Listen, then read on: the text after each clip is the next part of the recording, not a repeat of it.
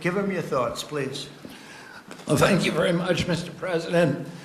And I do want to say something, because I get a lot of credit for steering this administration toward the Maha movement. But I joined the campaign in August. I joined President Trump in August and became, went from independent to his campaign. But it was in June, and he made an issue. It was a Maha speech before Maha existed. And I took note of that speech at the time and thought there's a potential here for a common ground. I want to thank you for your vision, for your courage, for standing up. President Trump is a populist president. He's a president, he's blamed, giving money to billionaires and all this stuff. We hear about that all the time. But he is on the side of the middle class, the working class, the poor in this country, people.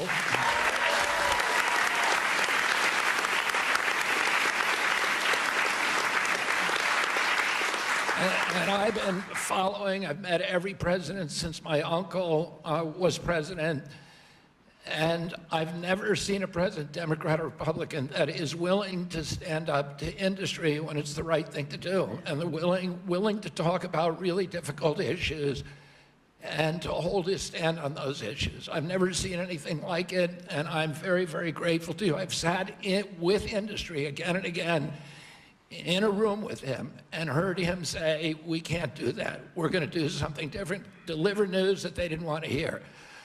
So I'm grateful to this. This is a milestone.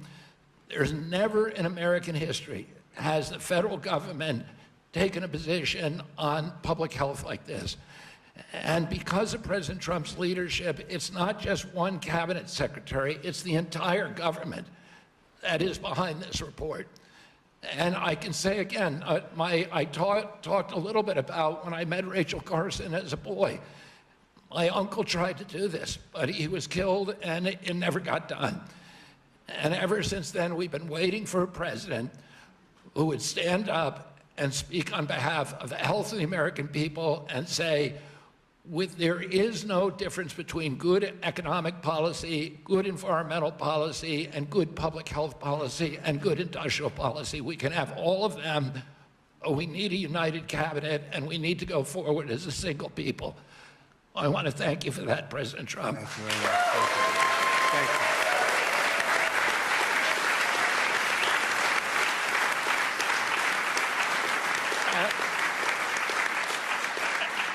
At its core, this report is a call to action for common sense. We've relied too much on conflicted research, ignored common sense, or what some would call mother's intuition. It's common sense that ultra-processed, nutrient-poor food contributes to chronic disease. It's common sense that excessive screen time and isolation lead to anxiety and depression, especially in children.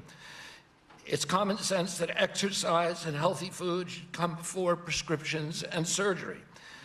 It's common sense that not all calories are equal in nutritional value. It's common sense that over-medicating kids is dangerous. It's common sense that we can celebrate the innovations of modern life while also demanding fearless inquiry into ameliorating the negative effects of medication, agriculture, and environmental practices. It's common sense that research funded by corporations deserves more scrutiny than independent studies. I'm so proud of this cabinet, and particularly Secretary Rollins and Administrator Zeldin, who, again, I'll say it a third time, work late nights, early into the morning to make this happen, and to all the leadership from the White House staff, beginning with Stephen Miller, and Heidi Overton, Dr. Heidi Overton, with Vince Haley.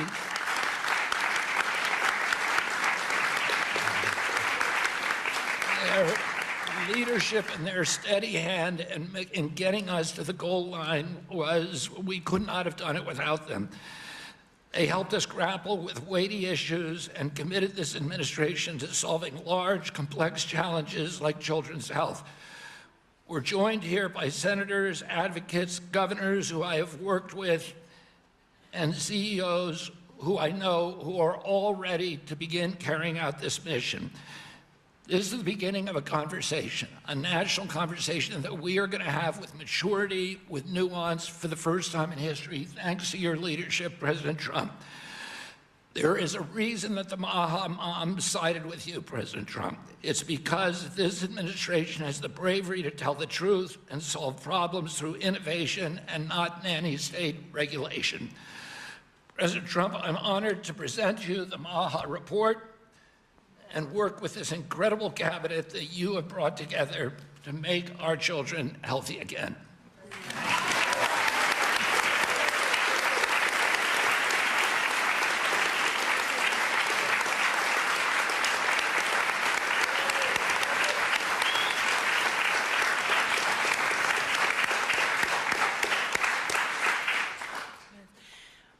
Three things. First, on behalf of an extremely grateful nation and on behalf of a lot of extremely grateful Maha moms who are out there, Secretary Kennedy and Mr. President, thank you.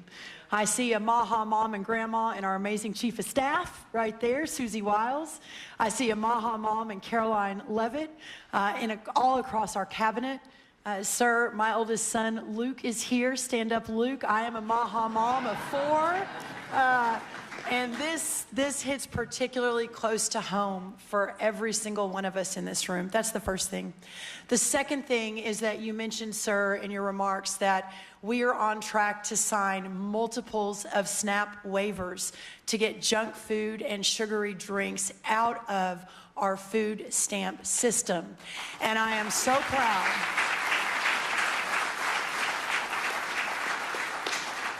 I am so proud to announce that on Monday, I was in Nebraska with Governor Pillen, where we signed the first one. An hour ago, I signed the second one for Governor Braun in Indiana. He may not even know that. I've got it right here, sir. I also signed the third one, Governor Kim Reynolds of Iowa, about an hour ago.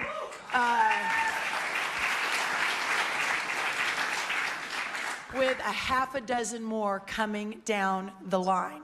And sir, that has never happened before. Under Republican or Democrat administrations, we have never made that happen before. So I am so proud and so grateful for your leadership. We have Governor Morrissey here, who is the first one to apply from West Virginia. Oh, Governor Morrissey.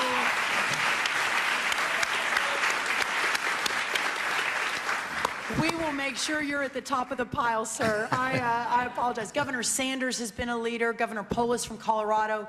It has been remarkable how these governors have stood up. That's the second thing. The third and final thing, sir, is we all know that at the center of making America healthy again is making American agriculture great again.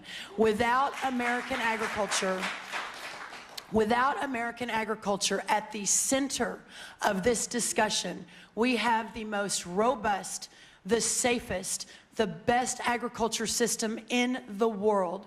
And in partnership with the amazing Secretary Kennedy and all of these incredible patriots sitting around this table, under the leadership of the extraordinary President Donald J. Trump, we will make America healthy again. And what an honor it is to be a part of that. Well, thank you, sir.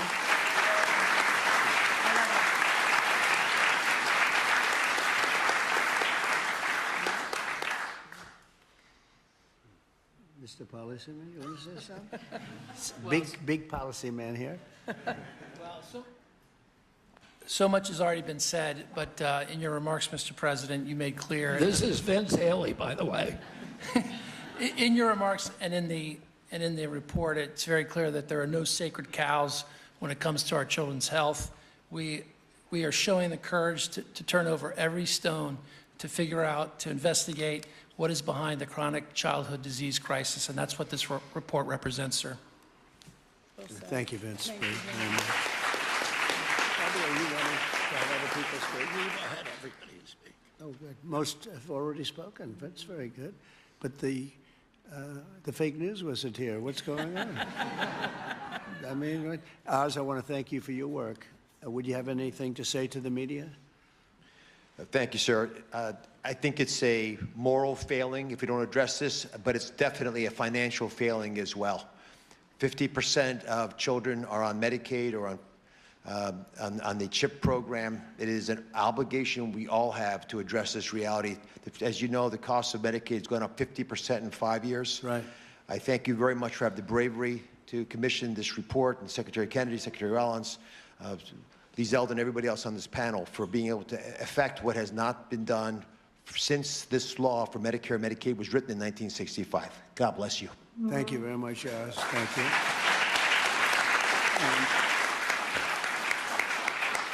A man who's just so highly respected, Dr. Marty McCary. Would you say a couple of words, please? Thank you, Mr. President. The United States is the best in the world when it comes to proton beam therapy, CAR-T, sophisticated operations. But when it comes to the health of the population, it's been a 50-year failure. And we have got to change course, and it's not until you have had the courage to let us take on these giant issues, as Vince Haley said, without any sacred cows, that we've been able to change. And I think this will transform our healthcare system from a reactionary system where doctors are playing whack-a-mole to a proactive system. So thank you, Mr. President. Thank you very much. Thank you, man. Highly respected man. Jay, please say a few words. Thank you. Thank you, Mr. President. I said earlier already that it's shocking to me that what this report says, which is that our kids will live less long, less healthy, more unhappy lives than we will as parents. We can't have that. I'm so proud to be part of this moment because that doesn't have to be the future. We can change things by doing excellent gold standard science, understanding the root causes of all these problems, reversing it. And Mr. President, this is an enormously important moment because it's from this moment forward, we will reverse course so our kids will live longer than us, will live more healthy than us, and will be happier than we have been. Thank you. Thank you very much. Thank you. Thank you, Jay. Good job, too.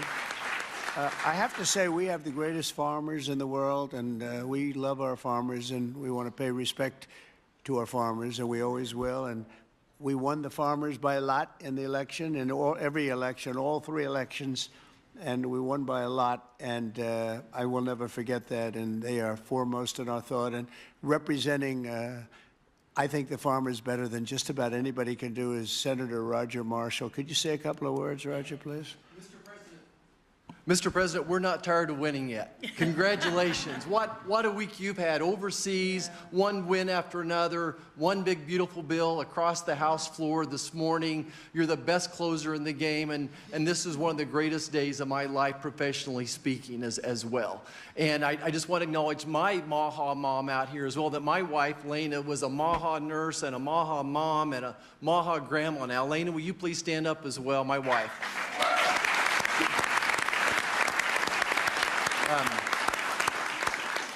Mr. President, as you know, I spent 25 years delivering babies most every day. We saw a huge epidemic of diabetes, of pregnancy, and this has exploded in so many different directions now. We have an epidemic in mental health in our youth, obesity rates 20, 30%, 20% of our children on a prescription drug, 60, 70% of adults on a prescription drug. We can do better than this.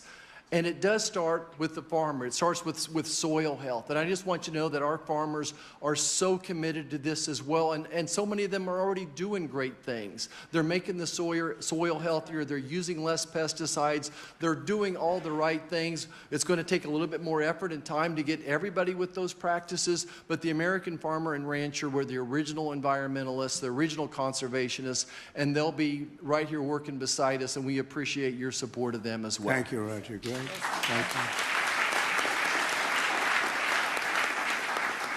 So I think I'll close by just saying that something happened a week ago that was very, very important, profound, but very important in so many ways. For years, I noticed that other countries paid much less for drugs and pharmaceuticals than we did. But I don't mean 2% less or 10%, which would be good, but I don't mean 20 or 25 or 30%. I mean, sometimes we paid 10 times more, 12 times more, 13 times more than other countries, where people from our country would be seen going into Mexico and seen going into other countries leaving on trips and bringing their drugs home because they'd get in London, they'd be able to buy a drug for 1/10 the price of what it costs in New York City. And I watched this, and I watched it during my term, and I didn't like it. I didn't like it, and it's a very complex system, but, you know, we're smart also, maybe much smarter than they are, and at some point, we had to figure out, and I heard it was the middleman. Nobody told me who the middleman was. Nobody knew who the middleman was. Nobody ever heard. All I heard is the middleman. I said, they've got to be the richest people in the world, whoever they are. We don't even know if there is a middleman. All I know is that the drugs were 10 times higher and sometimes more than that. And I really got into it over the last year, and I figured the whole system out. And for various and sundry reasons, the United States of America was being screwed, and we were being taken advantage of and being laughed at for years and years. And I said, it's not going to happen anymore. And I brought a great gentleman, the head of Eli Lilly, in, who's great. He really is. He's great. He's done a fantastic job, and others also of the companies. And I'd have it out with him. I had debates with him, actually, and pretty much it was a debate that was impossible to lose. You had to be a real bad debater to lose that debate because they couldn't justify it. They tried to say, well, you know, we pay for research and development, and the United States has agreed to pay for 100%. I said, why? Why are we paying? And by the way, that wasn't even the number because it's still way too high if you took all the research and development. But you have other countries that are a lot more vicious than us in terms of their representatives. And they'd set a price for a drug, and they'd say, tell the United States to pay for the rest. We were subsidizing the whole world. And I said, we're not going to do that anymore. We've been a laughing stock for so many years. The last 4 years, we've been a laughing stock. I said it. We were a laughing stock, and now we're the most respected, and we're the hottest country in the world. We're going to remain that way. We're going to do that with drug costs, too. And so I said, I'm going to do something that's a very unpopular thing to do with a small number of people, mainly the people that own the drug companies and others. And I'm not even blaming them. They were able to get away with it. But it was really other nations that took advantage of us because the drug companies were under their thumb.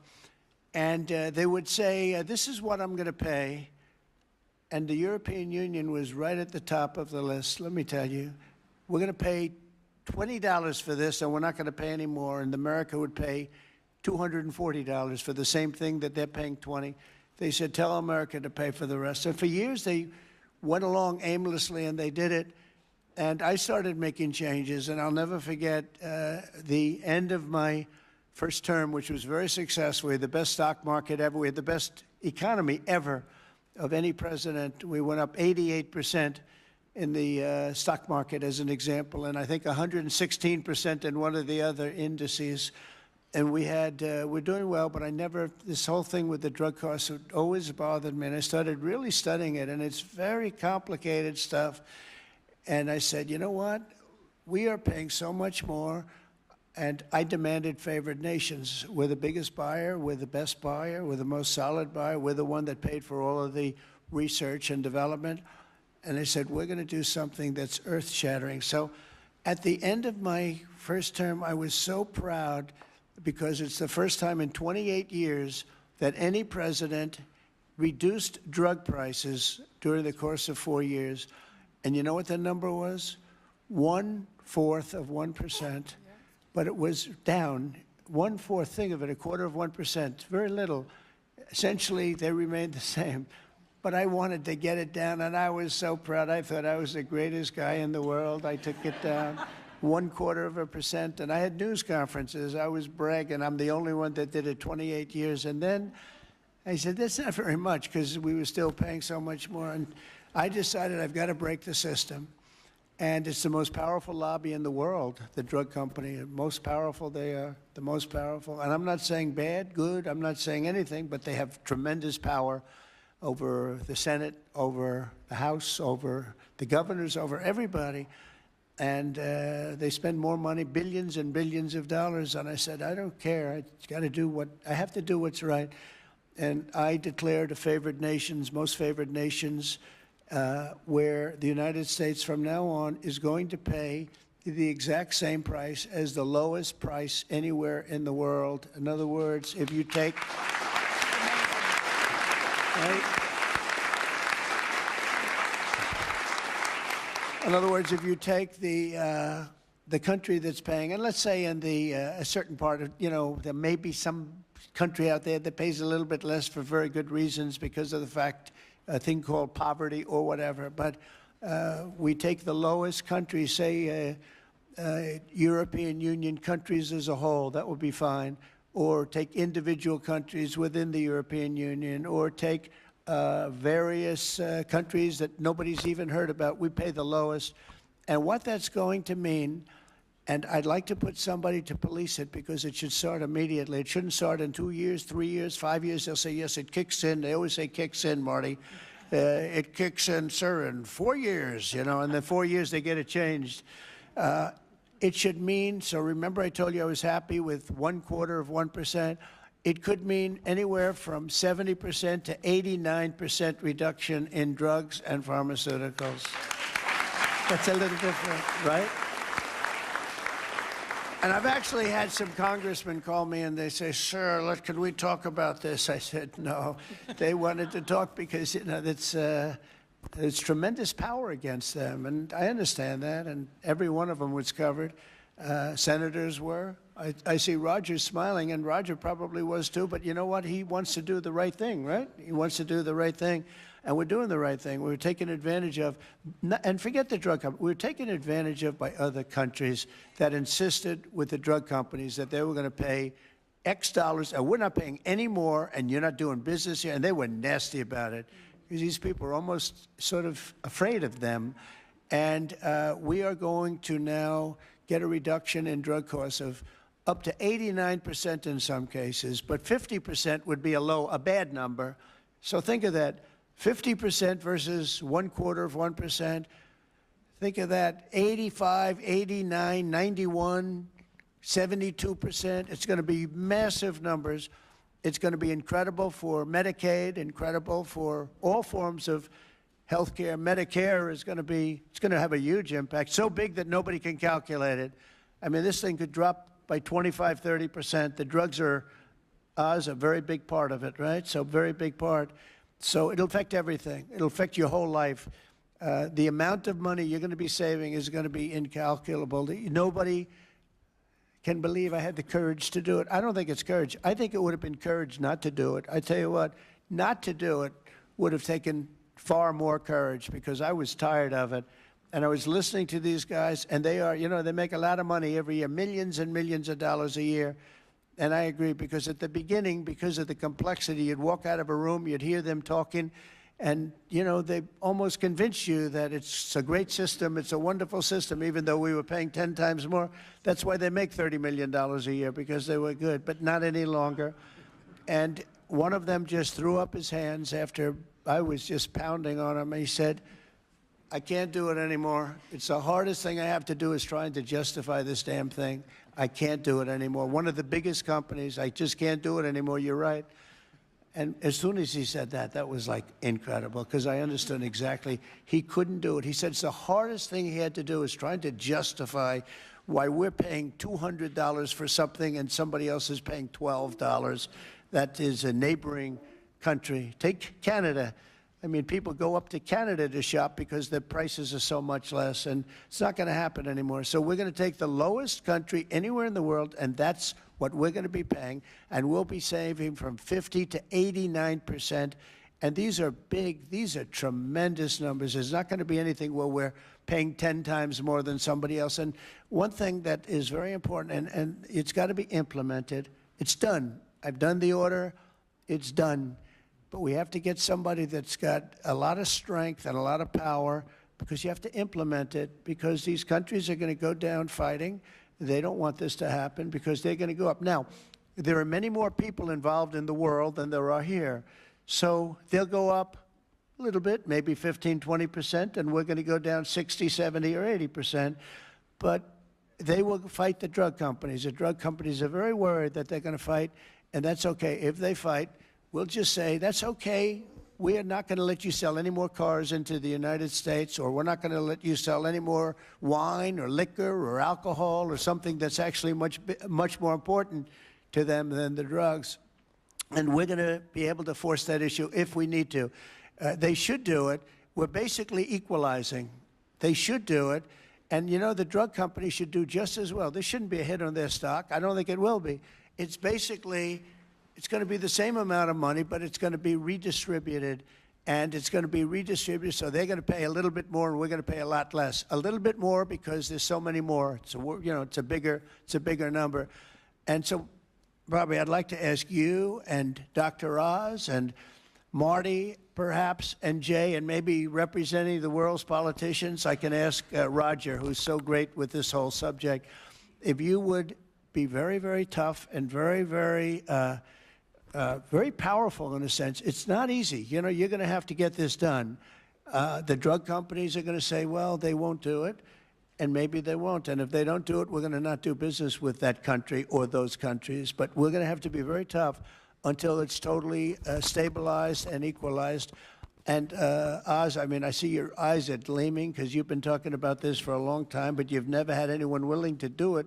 But I'm willing to do it. And I think it's going to go down as one of the most important things we've ever done because drug costs are going down. Think of it. Then every year for 21 years, the costs have gone up. And now they're going down maybe by 85, 80. I'm telling you, 89% in 2 instances, 89% cut. Nobody's ever seen anything like it. So I'd like to ask Oz in particular, because you and I know each other. He's a very tough hombre, this one. He's tough as hell. And so if you can lead the group, and it's not going to be easy. You're going to have to get in, and you're going to have to fight. If you do it, you can have, within a period of weeks, you can have drug costs that drop like a rock, okay? So you, as a group, I have great confidence, and if you don't do it, I am firing every single one of you. Good luck, guys. All right? Can you handle it?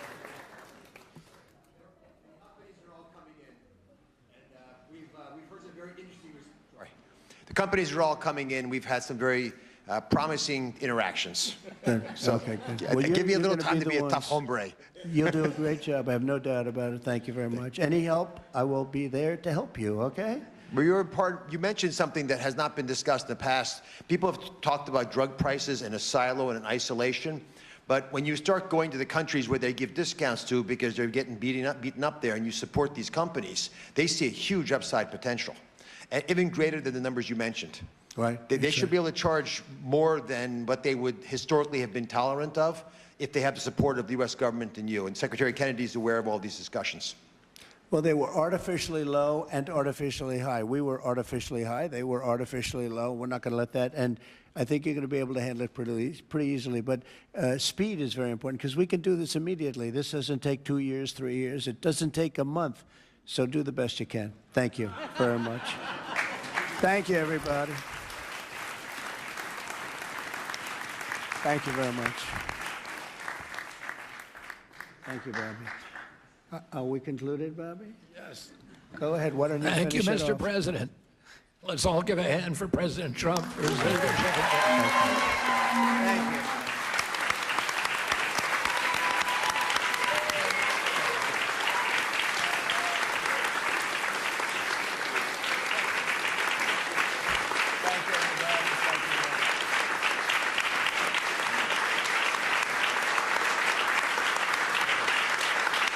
Power plant.